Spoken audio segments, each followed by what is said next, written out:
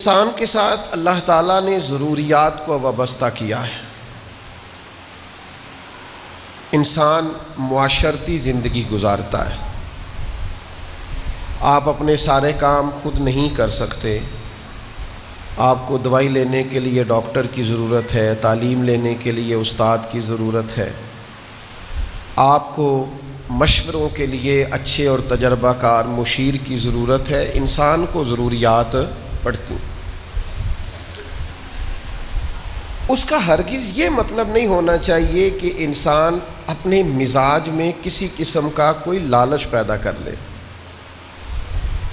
اور اس کی طبیعت اس طرح کی ہو جائے کہ میں نے گزارا ہی صرف لوگوں سے لے کے کرنا۔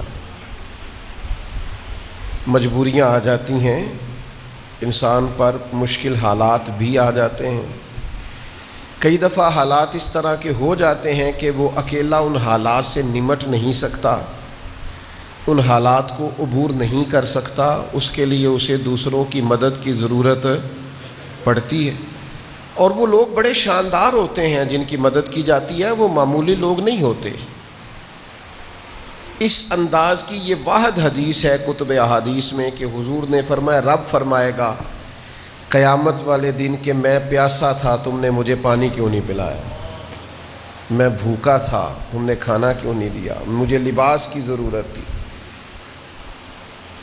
بلا مثال و بلا تشبیہ تو بندہ عرض کرے گا مالک تو کھانے پینے پہننے سے پاک ہے، تو رب فرمائے گا وہ جو میرا بندہ ضرورت مند تھا تو بندہ تو میرا ہی تھا نا۔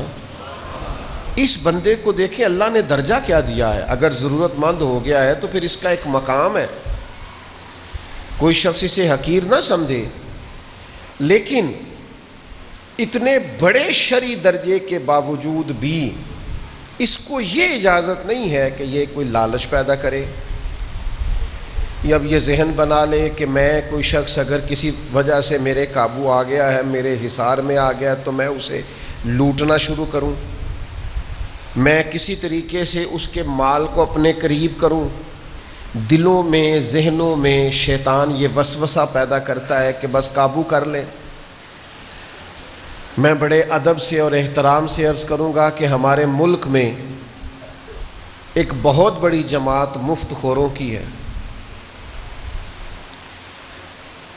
جو کوئی کام نہیں کرتے، جو کوئی جد و جہد نہیں کرتے، جن کا کوئی ذریعہ نہیں ہے۔ آپ کیا کام کرتے ہیں؟ میرا بھائی ملک سے باہر ہوتا ہے۔ آپ کیا کام کرتے ہیں؟ وہ جی بس والد صاحب جو ہیں انہوں نے مجھے کہا ہے کہ میں کام کرتا ہوں، آپ گھر کے معاملات کو دیکھ لیں۔ وہ انحصار کرتے ہیں، اللہ معاف فرمائے، ساری زندگی اسی طرح گزار دیتے ہیں۔ میں نے ایسے لوگ بھی دیکھے جو ڈھونڈتے پھرتے ہیں کہ آج دعوت کس کو ڈالنی ہے، آج کھانا کس کے ہاں کھانا ہے، آج کون شخص ہے جو ہمارے قبضے میں آئے گا تو ہم اس سے کہیں گے کہ تو ہمیں دعوت کھلا۔ یہ انداز درست نہیں ہے۔ مومن کی شان یہ نہیں ہے۔ مومن کا رازق تو اس کا اللہ ہے، اس کا تو عقیدہ بڑا ستھرا ہے، اس کے نظریات بڑے شاندار ہیں۔ وہ کبھی بھی اس طرح کا ذہن نہیں بناتا کہ وہ کسی سے کچھ چیز ہتھیا لے۔ تحفہ دینا لینا سنت ہے، پر تحفہ مانگ لینا، ذرا غور فرمائیں اس بات پر۔ یہ کیا بات ہوئی کہ تحفہ مانگ لیا آپ نے؟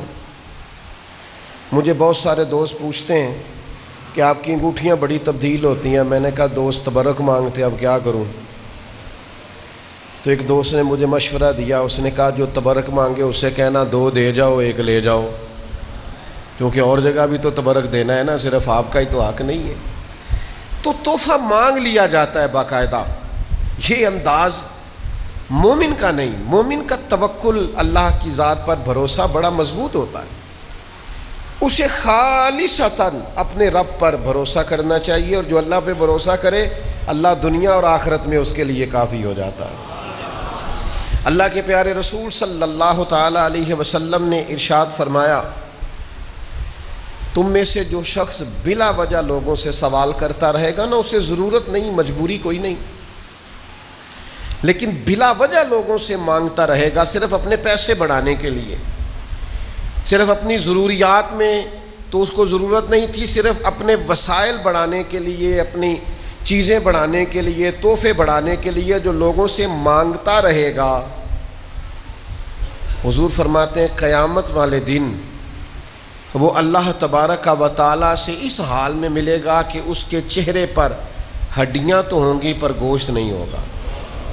یہ بخاری مسلم میں موجود ہے۔ ہر وقت مانگتا رہا لوگوں سے، کوئی ضرورت نہیں تھی، کوئی مجبوری نہیں تھی، لالچی ہو گیا، حریص ہو گیا۔ توکل بہت بڑی نعمت ہے، اللہ کی ذات پر بھروسہ کرنا بڑی سعادت ہے۔ اور پھر یہ کہ بندہ رب سے مانگے نا تو مانگنے میں عزت بھی بڑھ جاتی ہے، اور اس بارگاہ سے تھوڑا بھی ملے بظاہر، قطرہ بھی ملے تو وہ کئی دریاؤں سے زیادہ ہوتا ہے، وہ کئی سمندروں سے بڑا ہوا ہوتا ہے۔ اللہ پہ بھروسہ کرنا، اللہ سے مانگنا۔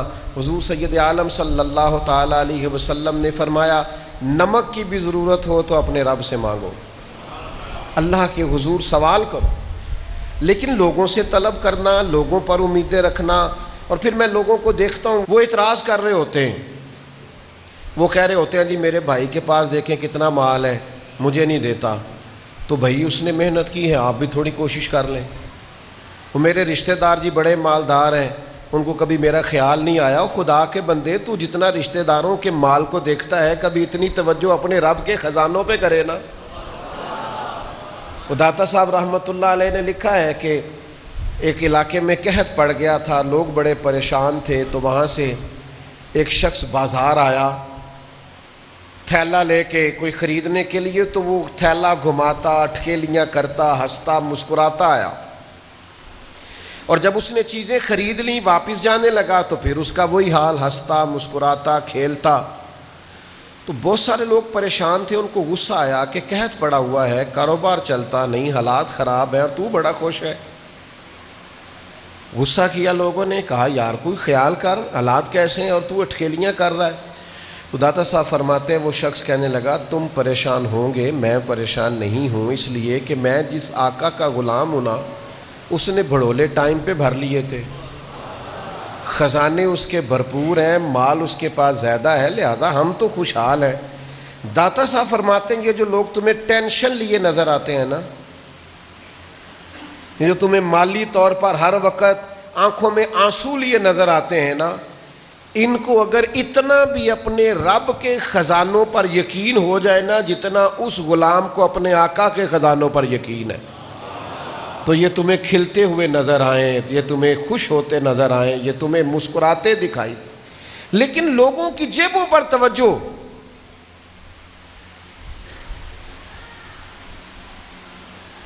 اور مانگنے کا نیا سے نیا سٹائل، طلب کرنے کا نیا سے نیا رنگ، نیا سے نیا ڈھونگ، نئی سے نئی واردات، ایسا ایسا طریقہ، ایسے ایسے شاندار لباس میں لوگوں کا آنا، اور اس طرح سے مطالبہ کرنا کہ جو سمجھ سے بالاتر ہے۔ آپ یقین کریں تبرکات، ہمارے ایک دوست ہے بیچارے، اچھا مالدار ہے لیکن بڑے ہی عقیدت والے، بڑے ہی پیار والے، مدینہ شریف کی گلیوں کو چومنے والے۔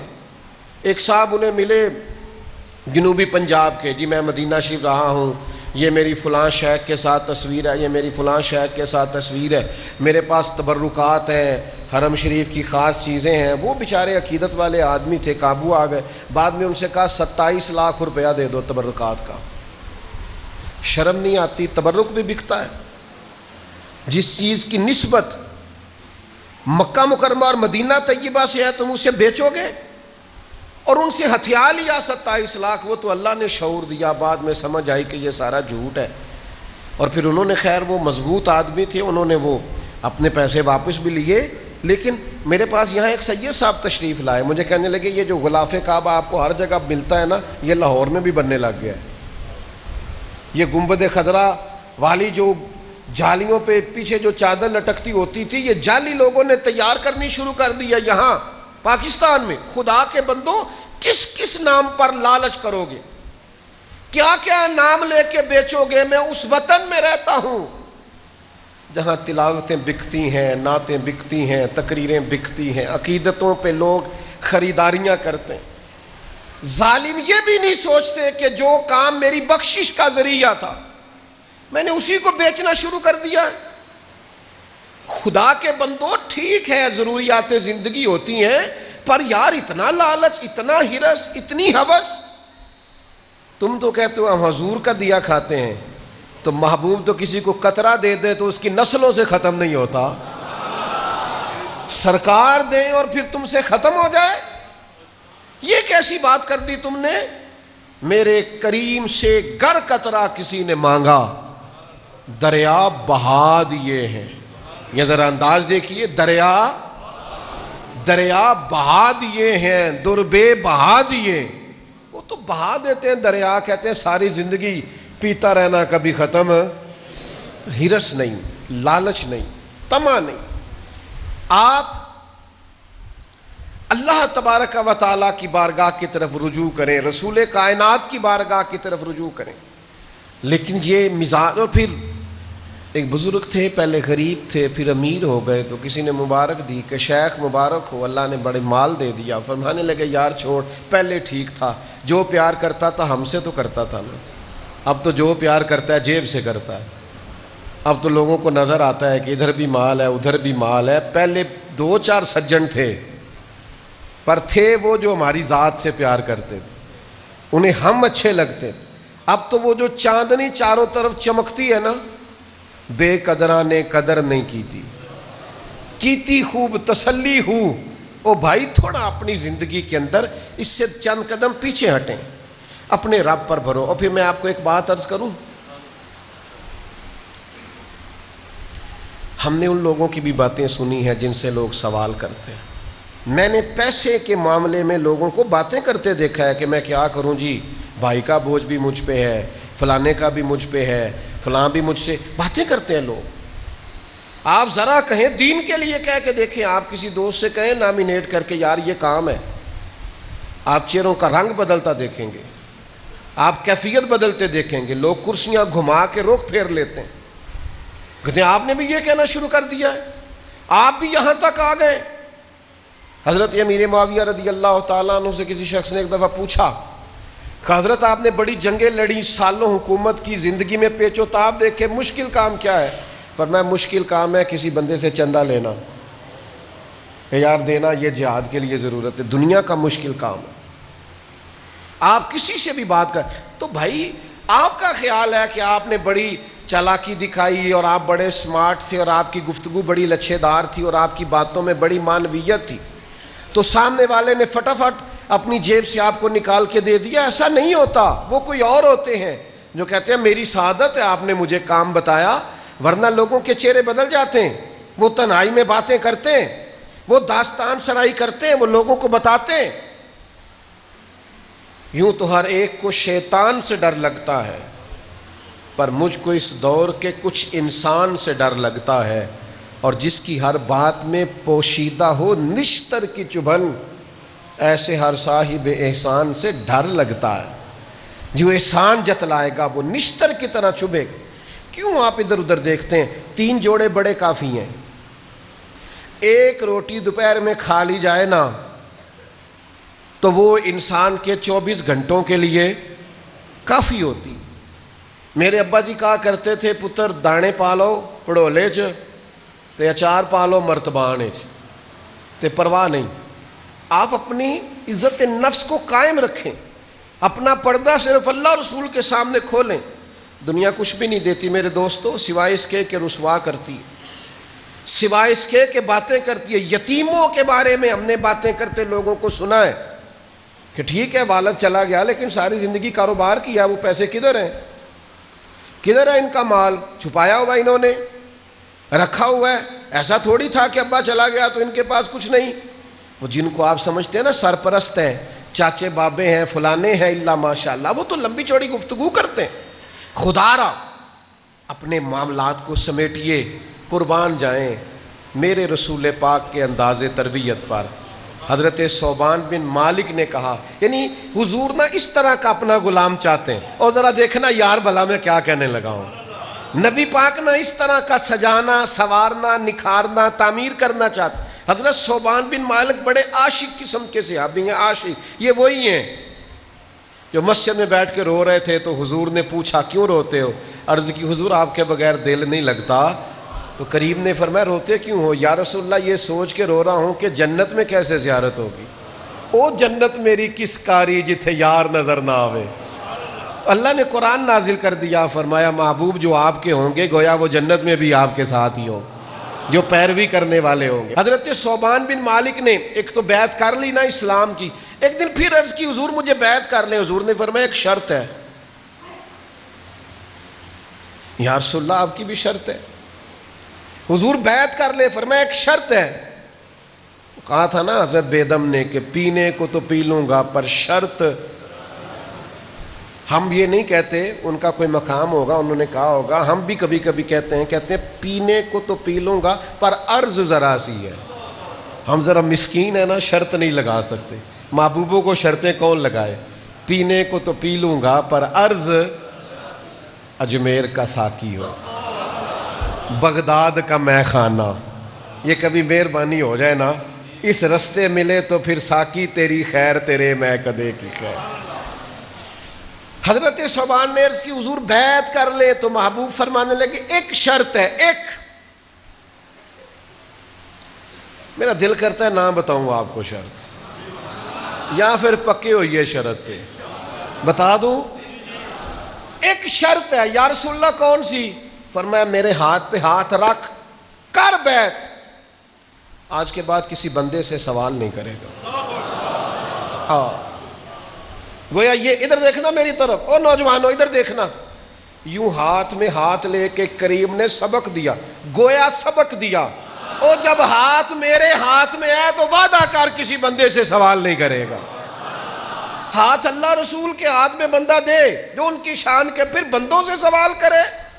مانگیں گے مانگے جائیں گے, منہ مانگی پائیں گے. سرکار میں نہ لا ہے نہ حاجت اگر کی ہے. بیعت کر کے تو کسی بندے سے سوال. عرض کی سونیا وعدہ ہو گیا, کریم وعدہ ہو گیا. یا رسول اللہ طے ہو گئی بات, حضور کبھی نہیں کروں گا, کسی سے نہیں کروں گا. حضور کبھی سوال ہی نہیں پیدا ہوتا. پھر اس طرح وعدہ نبھایا. لے وہ سجنا پھر اساں توڑ ہی نبھائی. گھوڑے پہ بیٹھے, درہ ہاتھ سے گر گیا, قریب خادم کھڑا ہے لیکن خود گھوڑے سے اترے, درہ اٹھایا. اس شخص نے کہا جو قریب کھڑا تھا, ایک شخص قریب کھڑا تھا, اس نے کہا جناب مجھے کہہ دیتے. تو آنکھوں میں آنسو بھار آئے, فرمانے لگے کیسے کہہ دیتا, میں نے وعدہ جو کیا ہے. کبھی کسی سے سوال چھوڑ دو یار, ہمیں کیا مجبوری ہے. تھوڑی بے نیازی دکھاؤ, بے نیازی بڑی چیز ہے. آپ کے پاس خشک روٹی ہو اور آپ کے پاس اچار کی ڈھلی ہو, اس میں پھر خودداری ہوتی ہے, اس میں کوئی مزہ ہوتا ہے, اس میں کوئی سرور ہوتا ہے. وہ جو دوپہر کو ہم اسکول سے آتے تھے اور آ کے کہتے تھے اماں جی روٹی کھانی ہے, تو اماں کہتی تھی پتر سالن تے کوئی نہیں, تے میں تو تھوڑا جی چٹنی نہ بنا دیا. تو پوچھ لینا میری طرح کے سب لوگوں سے, وہ چٹنی کیا ہوتی تھی؟ دھنیا تھوڑا سا ڈنڈے کے ساتھ دوہری میں تیار کیا جاتا تھا, تھوڑی سی لسی, ہلکی پھلکی اس کے اندر نمک اور مرچ, پر بنائی اماں نے ہوتی تھی نا. تو پھر کوئی اس کا مزہ تھا, کوئی اس کا ذائقہ تھا. پھر محسوس ہوتا تھا کہ دنیا میں جنہوں نے بڑے بڑے ڈپلومے کیے نا, شیف بنے, ان سے کہیں آؤ ذرا لائن میں کھڑے ہو, میری ماں تمہیں سکھائے گی ذائقہ کسے کہتے ہیں, آؤ نا اسے. اور کبھی اگر اماں یہ کہہ دیتی نا روٹیاں پکاتے پکاتے کہ پتر اٹھ کے نہیں آیا جاندہ, پیڑی پھڑتے تھے میرے کول ہی آ جا, اوئے ہوئے, پھر تو یوں لگتا تھا کہ جیسے نا ساری رحمتیں جھوک کے آ گئی ہیں اور کرم کی برکھا گویا برس رہی ہے. اتنے میں نے زندگی میں بڑے بڑے مہنگے ہوٹلوں پہ بھی جا کے دیکھا ہے, پر وہ مزہ دوبارہ آیا نہیں. تو یاد رکھنا, عزت نفس کا خیال رکھنا ہے. یہ چھوڑ دیں آپ. میں پھر ایک دفعہ عرض کروں گا, ایک لمبی لسٹ ہے مفت خوروں کی. بڑے سیانے بیانے دو بندے نا ایک جگہ پہ بیٹھے تھے, یہ میں نے پرسنل میری آنکھوں کے سامنے واقعہ ہوا. بڑے سیانے بیانے بندے ایک پھٹے پہ بیٹھ کے دہی بھلے کھا رہے تھے, اور علاقے میں معزز شمار کیے جاتے, کچھ دینی تعارف رکھتے. تو ان سے ایک صاحب نے کہا کہ آپ یہاں سر عام بیٹھ کے دہی بھلے کھا رہے, کو دیکھ لیں تو کیا. کہ یار یہ مذہبی ہیں اور مذہبی تعارف رکھتے ہیں. تو ان میں سے ایک آدمی بڑی بے باکی سے بولا, کہنے لگا جے کو ویکھ لے گا تو کی ہونا ہے, جیڑا ویکھے گا وہ پیسے دے گا. جب قوموں کا یہ مزاج بن جائے نا, کہنے اسی تے چاہنے ہیں کو ویکھے, جیڑا ویکھے گا وہ. مولوی تے پیر بھی پیسے نہ دین لی تیار ہوندے نے, کوئی سودا لے آیا تے پیسے پولیس والے بھی کاٹ ہی دیندے نے. اور بھی ڈھیر سارے لوگ ہیں جو کہتے ہیں جی میں سرکاری ملازم ہوں. تو بھائی آپ پہلے بھی تو ہم سے ٹیکسوں کی مد میں لے رہے ہیں نا, اب اور بوجھ ڈال رہے ہیں. تو مفت خوری کے مزاج سے باہر آئے آپ تھوڑا سا رویہ. میں ایک جگہ پہ چلا گیا, اب تو میں ڈائریکٹ کبھی جاتا ہی نہیں, مجھے اب موقع نہیں ملتا. ایک جگہ پہ میں سودا لینے چلا گیا تو وہ بندہ بار بار کہے حاضر جناب. میں اسے کہوں یہ چیز نکال دے, حاضر جناب یہ چیز نکال دے. میں انہوں آخیا تو ایڈا ویش نہ جا, میں تینوں پیسے دے کے جانا ہے انشاءاللہ, تو غیر حاضر ہی چنگا ہے. کہنے لگا کہ نہیں میں تھوڑے کو پیسے لینا چنگا تو نہیں لگتا. میں کہا پر میں مفت لینا بھی نہیں چنگا لگتا. ہاں یہ آرزو کرم اور میں آپ سے کروں, یہ بھیک اس کو دیجئے جس کا خدا نہ ہو. اللہ رسول سے مانگیں گے, رب رسول نے اتنا دیا ہے, وہ دیا ہے جو کبھی خواب میں بھی نہیں سوچا تھا. ادھر ادھر کیوں دیکھیں, ادھر سے نہ دیکھیں جدھر سے بھر بھر کے ملتا ہے. تو لہٰذا اپنی زندگی میں یہ جو مزاج ہے نا مفت خوری کا, اس سے ذرا باہر آئیں. تھوڑی ان چیزوں سے مجھے باتیں یاد آ رہی ہیں, میری طبیعت نہیں ہے پر حافظہ ذرا اچھا ہے, باتیں میرے ذہن میں محو رہ جاتی ہیں. ایک صاحب نے نا ایک دکان پہ, میں ویلڈنگ کا کوئی کام کرانے کے لیے بیٹھا ہوا تھا, تو موٹر ٹینکی لائے وہ پانی والی گھر سے. تو وہ تھوڑی سی انہوں نے ٹینکی کو نا اس سے ویلڈ کرایا, تو اٹھا کے چلنے لگے. تو بندہ کہنے لگا جی وہ 300 روپیہ دے دیں. کہنے لگا بچے پانی پین کے تینوں ثواب ہوئے گا. تو وہی بڑا سیاਣਾ تھا, کہندا مسجد دیے. نے کہا نہیں جی ہے تو گھر دی. تو کہندا پھر مینوں 300 دے, میرے بچے روٹی کھان کے تینوں بھی ثواب ہوئے گا. عجیب فلسفہ ہے نا ثواب کا بھی ہمارا. تو میں بڑا محظوظ ہوا, ہنس ہنس کے میرا کوئی حال نہ رہا وہاں. میں نے کہا کمال ہو گئی ہے نا, ثواب کا کیا ترجمہ کیا ہوا ہے. مفت خوروں کی لمبی لسٹیں. یہاں ایک صاحب آئے ایک دفعہ, مجھے کہنے لگے اعلان کر دے میرا, لوگ مجھے میرے ساتھ تعاون کریں, میں نے عمرے پہ جانا ہے. میں نے کہا نفل کام کے لیے چندہ مانگنا جائز ہی نہیں. اللہ نے کہا من استطاع الیہ سبیلا, جس کے پاس طاقت ہو آئے. مانگ مانگ کے آپ جائیں گے کیوں؟ او خدا را مجھے معاف کر دینا, میں اس وطن کا رہنے والا ہوں جہاں سے لوگ ویزا لے کے عمرے کا جاتے ہیں اور بیت اللہ میں جا کے مانگتے ہیں, مدینے میں مانگتے ہیں. میں نہیں جانتا, مجھے نہیں تعارف, لیکن اللہ کے گھر میں بیٹھا ہوں, آپ مجھ پر اعتبار کریں گے. میں شرم سے اس دن پانی پانی ہو گیا جس دن مجھے پتہ چلا کہ پاکستان کا ویزا چند ملکوں نے اس لیے بند کیا ہے کہ یہاں آ کے مانگتے ہیں. یہ ہمارا تعارف ہے دنیا میں, یہ ہمارا سٹائل ہے کہ آپ ویزا لے کے کسی ملک جا رہے ہیں اور مانگ رہے ہیں. جھوٹے معذور اور دھوکہ دے کر اور دکھاوا کر کے آپ لوگوں سے سوال کر رہے ہیں. میرے نبی پاک صلی اللہ علیہ وسلم نے فرمایا جس نے اپنے اوپر سوال کا دروازہ کھولا, اللہ اس پر غربت کا دروازہ کھول دے گا, اس کے فقر کو طویل کر دے گا. اگر تم مانگ کے کھائے گا تو پیٹ کبھی نہیں بھرے گا. اگر تم مفت خوری کا مزاج پیدا کرے گا تو یہ پیاس اور بڑھے گی, یہ طلب اور بڑھے گی, یہ تیرے اندر اور کیفیات جم جائیں گی. لہذا میرے بھائی قطعاً نہیں. حضرت حکیم بن حزام میرے محبوب کے لاڈلے صحابی ہیں, کئی طرح سے ان کی روایت کتب احادیث میں آتی ہے. حافظ منذری نے اس طرح لکھی ہے کہ انہوں نے حضور سے کچھ مانگا, میرے کریم نے دیا, پھر مانگا حضور نے دیا, پھر مانگا حضور نے دیا. آخر میں کریم فرمانے لگے میرے ساتھ وعدہ کر اب کسی سے سوال نہیں کرے گا. یہ کبھی روایتیں پڑھتا ہوں تو پھر نیچے حاشیہ لکھتا ہوں, اور وہ کچھ ترجمے ایسے کرتا ہوں وہ ڈرتا بھی ہوں, تو ڈر ڈر کے سیم سیم کے اس روایت کے نیچے بھی میں نے لکھا ہے گویا حضور نے ان سے کہا کہ جب 3 مرتبہ میں نے جو دے دیا ہے, اب زندگی میں کسی سے سوال اب نہیں سوال کرنا. حضرت ابو بکر صدیق نے پیغام بھیجا کہ مال غنیمت میں آپ کا حصہ آ کے لے جائیں, فرمایا مجھے نہیں چاہیے, حضور سے وعدہ کیا. حضرت عمر اپنے دور خلافت میں بار بار پیغام بھیجتے رہے کہ حکیم بن حزام سے کہیں آ کے لے جائیں اپنا حصہ مال غنیمت میں سے. فرمایا میں نے نہیں لینا, حضور سے وعدہ کیا ہے.